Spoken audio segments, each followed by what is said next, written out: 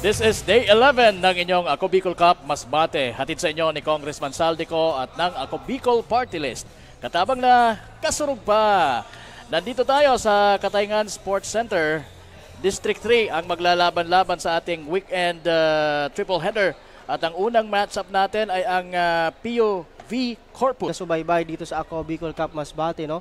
So, partner, itong Uson, walang panalo, dalawang talo. Tingnan natin kung makakabawi sila dito on their third outing. But itong POV Corpus, this is their first outing, partner, dito sa ating liga. So, titingnan natin kung ano ang hihahain nila. Marhay na hapon, League 1 shot. This is your game, Evan of Ako Bicol Cup Masbate. Brought to you by Congressman Saldico ng Bicol Party List. Katabang na kasunod pa. We welcome you everyone inside the Katayngan National for our triple header match. Our first game will be having Team POV Corpus versus Team Uson. For the first five of Team POV Corpus, wearing jersey number 5, John Patrick Arnaldo. Number 6, Felicio Puro. Wearing jersey number 9, John Hilongo. Wearing jersey number 13, Chabri Pugoy. And wearing jersey number 21, Ronnie Rado Jr. And for the first five for Team Uson, wearing jersey number 3, John Marcaida. Wearing jersey number 7, Javier Gallardo. Wearing jersey number 20, Mark Lapuerta. Wearing jersey number 29, Ray Jimenez. And wearing jersey number 30, John Paul Luego. And for the officials for this World Day, Lucy Barrier Bermeo, Upper 1, Jay De La Peña, Upper 2, CJ Sanchez. This is the Bicol Cup Masbate. And yes, eto, excited tayo dahil una nating matutunghayan itong mga taga POV Corpus. Sino ba sa kanila ang mga masasabi natin mga standout players at kaya ba nilang biguin itong mga taga-Uson sa kanilang mithiin na makakuha ng unang panalo dito sa ating liga? Yan ang mga tanong na ilan lamang sa mga tanong na posibleng masagutan dito sa ating Game 1 ng inyong Day 11 Ako Bicol Cup Masbate. Yes, partner, a turnover doon on the part of Anabo on that rebound, partner. Okay, and right now it's Uson setting up the play para sa kanilang unang bucket. We will see Laguerta fading away and short yung kanyang tira.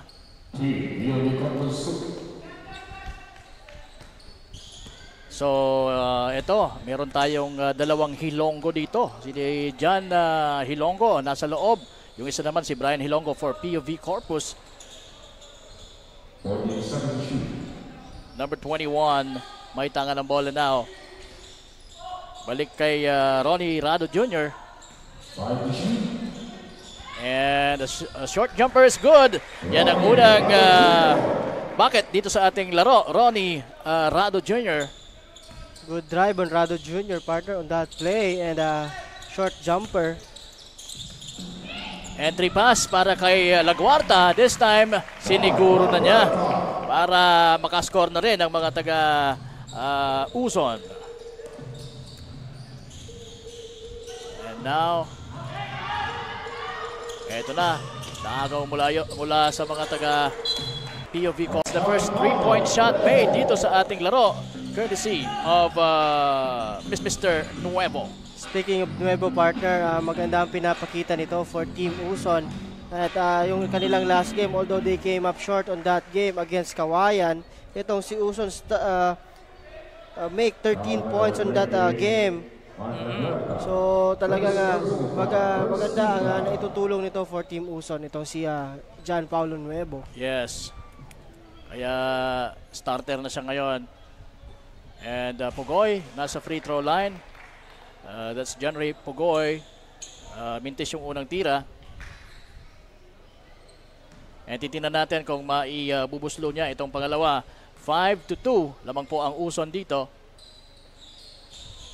Pogoy, second shot, still will not count, pero nandun ang kanilang sentro na si John Patrick Anabo to save it for his team and scored another bucket. Kaya 4 na po ang puntos nila. Jimenez, binalik kay Marcaida. No? Nakita ni Marcaida na open sa labas si Nuevo. Nuevo fires and missed. Marcaida now, naka-rebound.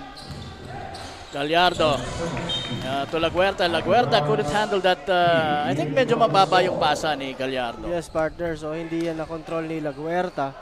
Pero good intention on the part of Gallardo, partner. Yes, indeed. Dropping dito kay Laguerta. Tama. And number 6, that's Yuchiro Dolom. Hindi naka-score pero nandun ulit. Itong si John Patrick Anabo. Dalawa na. Or dalawang buckets na para sa kanya. So 4 points. Gallardo. Short stop there. And right now it's Nuevo with a floater. That's a runner mula kay Nuevo. So good start on Paulo Nuevo dito sa ating laro. Pero na siyang 5 points, partner. And they swing the ball to number 21. That's Ronnie Rado Jr. Pero short yung kanyang tira. At eto na. In transition na ang mga taga Uson. Nice eye in the sky play from Marcaida to Nuevo. So bilis, ano? 7 points na kaagad itong si Nuevo dito. Oo, but again, kung sino yung nakagrab ng rebound sa baba, itong si Jimenez, isa ding magaling na player for Team Uson na talagang very hard-working partner itong si Jimenez. And John Hilongo tried to make an entry pass para dito kay Anabo, kaya lang hindi rin nasalo ni Anabo and the ball went out of bounds. Kaya eto na, si Nuevo na naman ang may tangan ng bola para sa Uson and alabasa na para dito kay Jimenez, pero masyadong mataas. At ayun, finishing with the left hand, itong si Ronnie Rado Jr. Meron na siyang 4 na puntos. So magandang bawi yun for Team PUV Corpus, yung transition na yun. At ito na naman si Jimenez. Almost double-double ito, partner, on their last game. Itong si Jimenez, no? Scored 9 points, grabbed 10 rebounds. So talagang maganda ang contribution nito for Team Uson.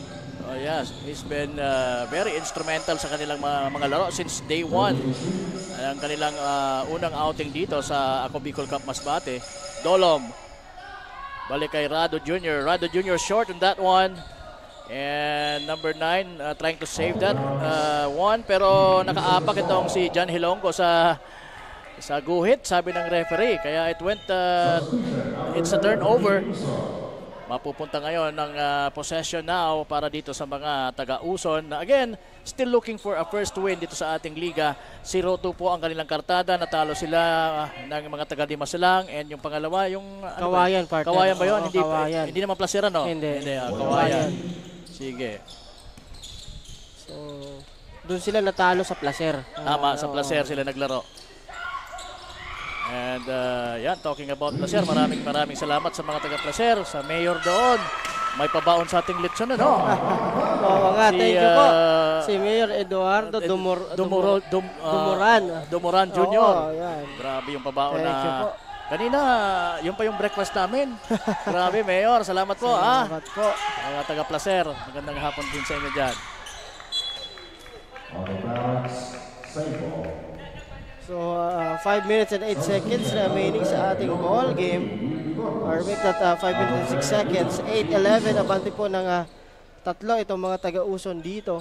But again, partner, napapansin ko dito pa lang sa ating opening frame ng ating laro, no? There's a lot of second chance opportunity for PUB Corpus, partner. Tama. On every play, actually. Pero minsan hindi nila ma-convert yung mga basket. And siguro nag-a-adjust pa rin sila sa brand of game natin dito sa Ako Bicol Cup since it's their first outing. Pero alam mo naman, magtagal nating nagkakasama yung mga teammates na yan. Yes, partner. Anyway, Marcaida for Uson scoring another bucket with that semi-hook.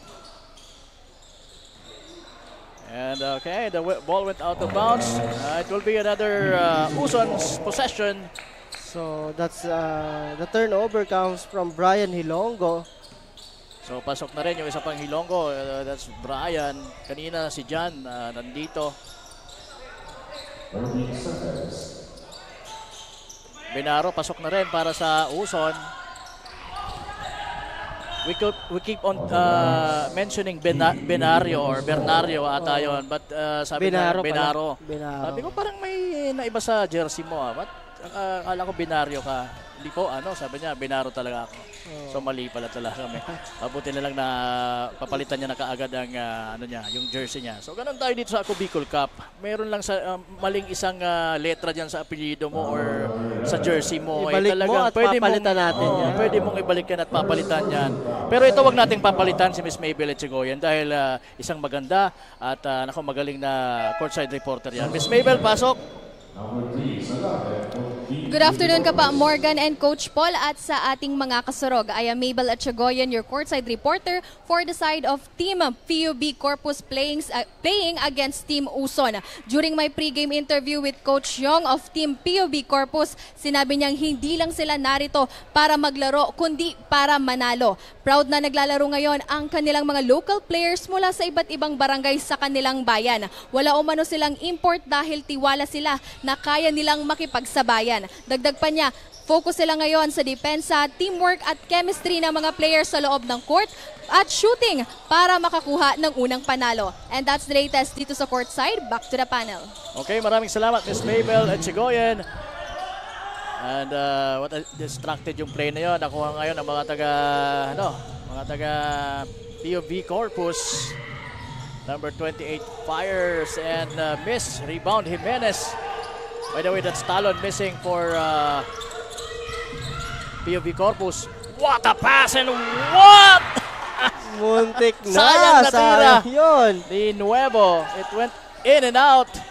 Gandang bawi in mid-air partner nito ni Nuevo. Grabe. Oo. But again, another turnover the part of PUB Corpus na naglalaro ay lahat locals for Team PUB Corpus. So choice naman yon ng mga municipality na magkaroon ng imports or local players or guest players. So, guest players. Yung guest players na tinatawag, Benaro hitting his first 3-point shot and that's actually his first bucket dito sa larong ito coming off the bench. So that's Benaro. So we were talking about yung team composition partner. Team composition na right nila na kung pwedeng kumuha ng import or pwedeng kumuha ng mga guest player. Yung guest player ay yung mga players from this province na coming out from ibang other towns. municipalities or city. So pwede nyo i-invite to play on your municipality. Yung local player naman, yun talaga yung galing sa municipalidad nyo.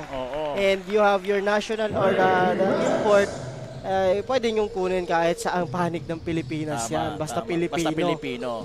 So yun ang team composition po dito sa Ako Bicol Cup. So pero choice din ng mga municipality na kung gusto nila paglaruin lahat locals, wala tayo, pwede yun.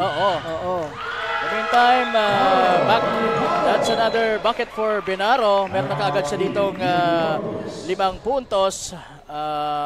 Matapos niya kumana kanina ng 3. Nakascore doon din si Jimenez and now Benaro ulit. So they're leading right now by 9 points, 20-11. So sa tingin mo, Coach, makakatikim na ba ng matamis na unang panalo? Hindi unang halik unang panalo itong mga taga-Uson? Partner, kung mapapansin mo, early lang ng ating laro, talagang very aggressive na itong mga players ng Uson. So talagang determinado sila. Every game naman yun ang napapansin ko for this team, no? Although they always came up short.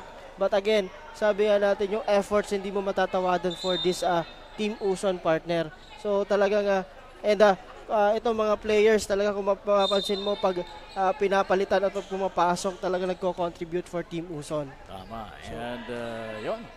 Sige. Number 3 now, it's Emerson Salarde for Corpus, and hitting a short corner jumper is number 13, that's John Ray Pugoy. Meron na siyang, kung hindi nagkakamali yung talaan ko, 3 points. Yes, partner, 3 points itong si Pugoy dito. So, although, hindi po yan pinsan ni Roger Pugoy kasi yung Pugoy ito U yung una. U, Pugoy. Pugoy. And yan, in transition, Pugoy na naman ang nasa unahan, pero what a sorry miss.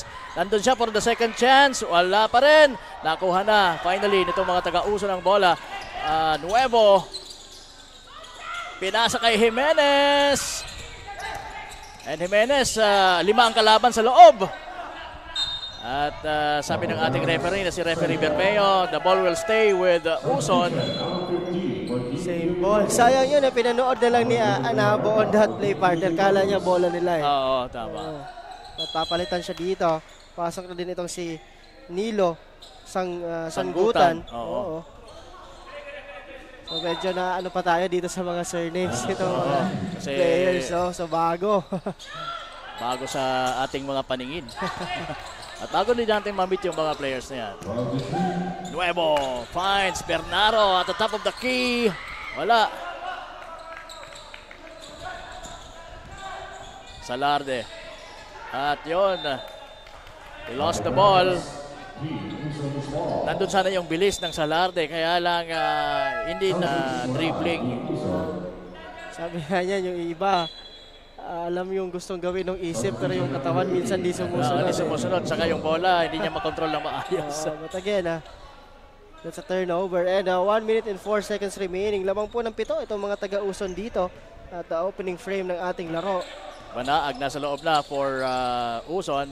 And so as Luna who has the ball now against it. Ano yan? Number si Eting. Tama ba? Number 24 ng Jerome Etang. Oh, yun, Etang. Benaro and 1. So, ito pa lang si Benaro ay talagang matagal na rin na naglalaro. At varsity player din siya dati.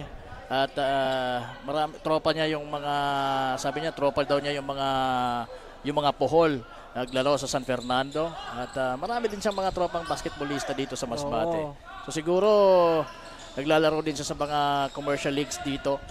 Yes, partner. At yun naman talaga ang maibibigay ng basketball sa'yo, no? Yung friendship, and yung pag mga naglalaro ka sa iba-ibang munisipyo, may mga kikilala ka, mga bagong players din. So, yan ang maganda doon, yung sportsmanship, partner. Oo. Minsan kakampi mo, minsan kalaban mo.